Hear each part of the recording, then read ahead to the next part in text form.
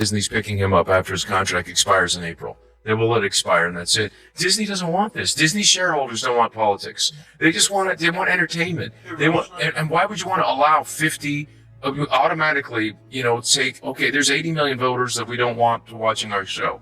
He listens. I mean, I think he's affected by the head writer, who's his wife, who's a liberal. That's the head writer is his wife. Yeah, that's way out there.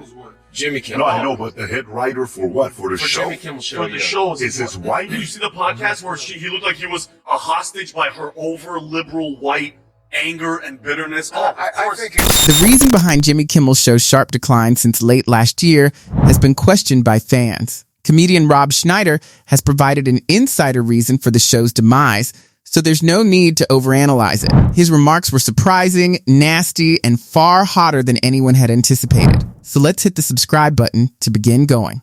After Kimmel's absurd conspiracy theory, I'll play Schneider's refutation. Wondering how bad these Epstein files are for Trump? Turns out they're Invade Venezuela bad.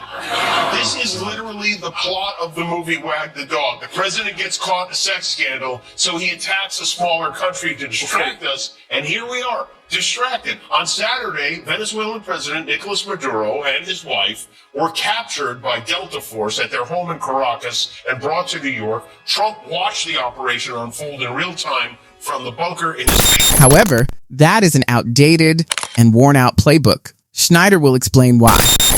My response to that is it's a really good warning to comedians and other hosts and other people who do shows that if you go too far down the conspiracy rabbit hole, or if you just get too politicized, and then all of a sudden you're not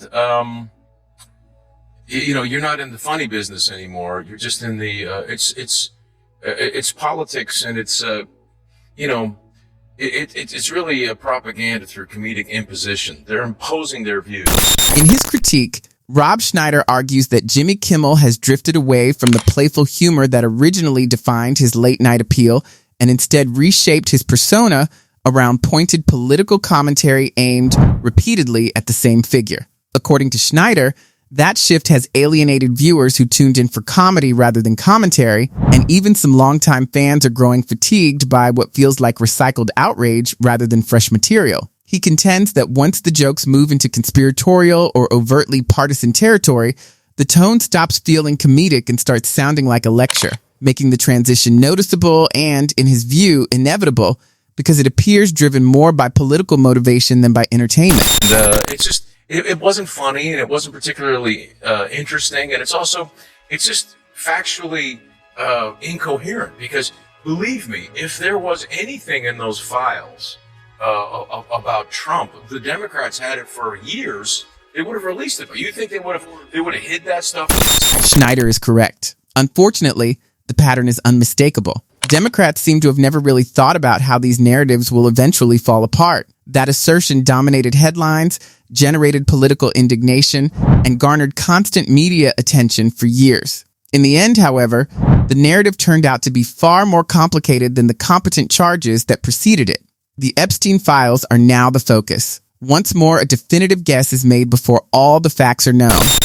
Obviously, all that stuff should come out, but the presumption that there's stuff there, it's just how much more of this is it's people see that Russia was the only two people not involved in the Russia-Trump collusion was Russia and Trump.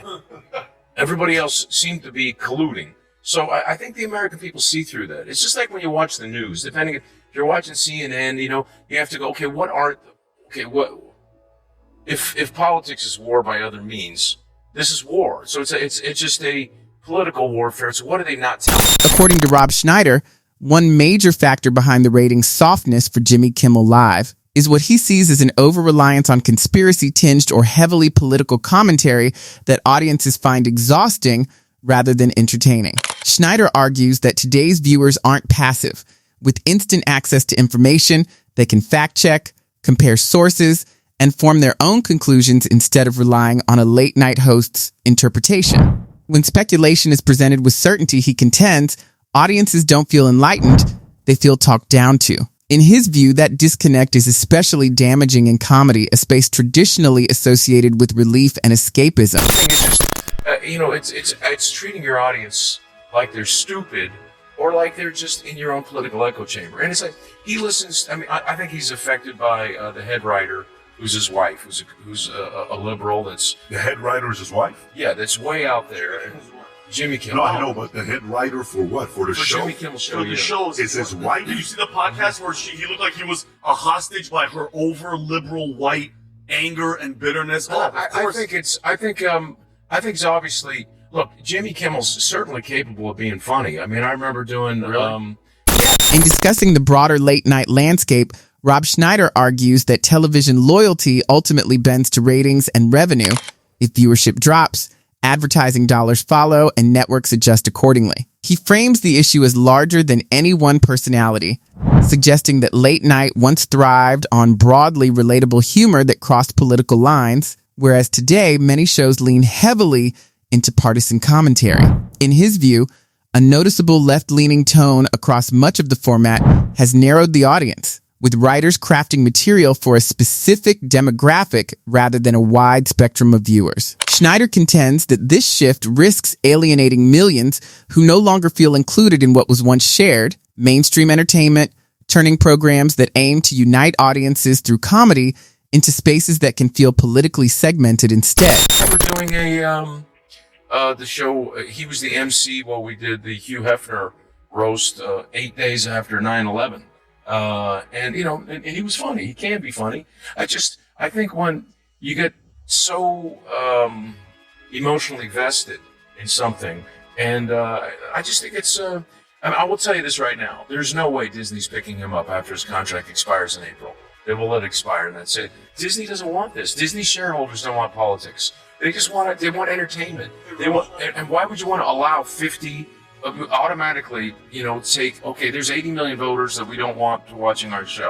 In reflecting on late night's earlier appeal, Rob Schneider argues that comedy worked best when no one was off limits and every side was fair game. The humor, he suggests, once focused on the absurdity of situations rather than zeroing in on a single recurring political target, allowing audiences of different viewpoints to laugh in the same room without feeling singled out. That balance created a sense of trust. Even sharp jokes felt impartial because viewers knew the host would eventually poke fun at everyone. In Schneider's view, that equilibrium has shifted, particularly on shows like Jimmy Kimmel Live, where he believes the repetition of the same political focus narrows the comedic lens.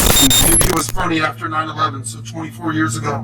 When's the last time Jimmy Kimmel was actually funny? Well, I will tell you, you can't really come up with that was a really good zinger. I mean, Jay Leno, you can remember. I mean, I remember his jokes, when he was on his, hey, do you remember when Starbucks is, Starbucks is opening up another 600 Starbucks. And where can they open it up? And the only place I can think of is inside of the Starbucks.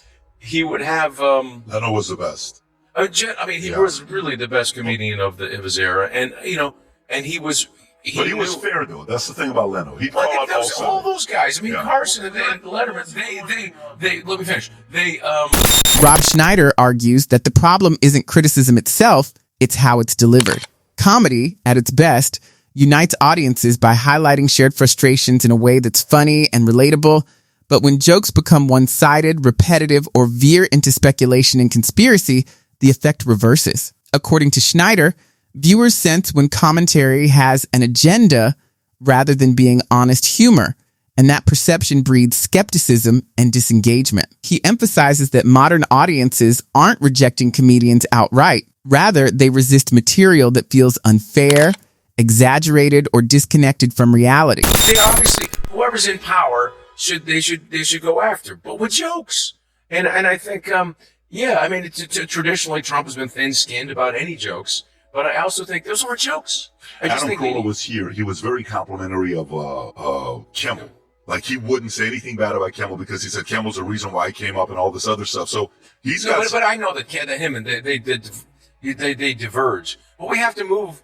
We all have to. We can have divergent views without demonizing each other. And the problem with what Jimmy Kimmel does, and what I just saw, is it's just a continuation of the demonization of half of America. And well, who's that getting? Why was that getting?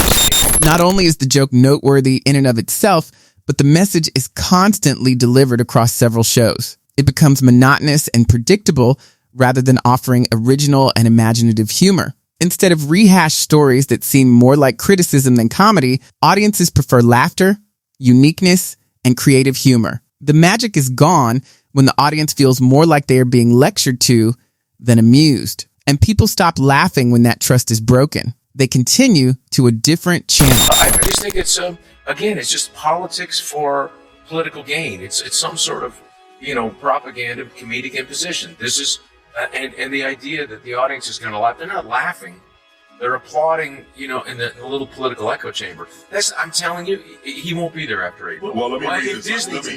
Let me read this. Rob, is this Colbert?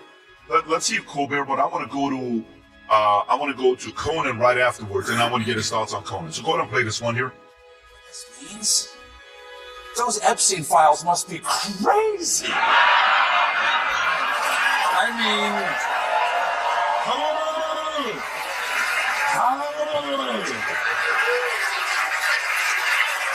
bomb something! Bomb anything! To me, he's not funny. To me, he's not funny. I can't laugh. I don't think I've ever laughed at anything he's done. And this is true. Trump's New Year's resolution was... Let me read Conan's and I'm going to come to you. So Conan O'Brien says, F Trump comics have been co-opted by anger, just screaming. Comedian late night show Conan O'Brien criticizes comics who are more focused on screaming about Trump. Rob, was there a clip on this or was this... Okay, go for it. Play this.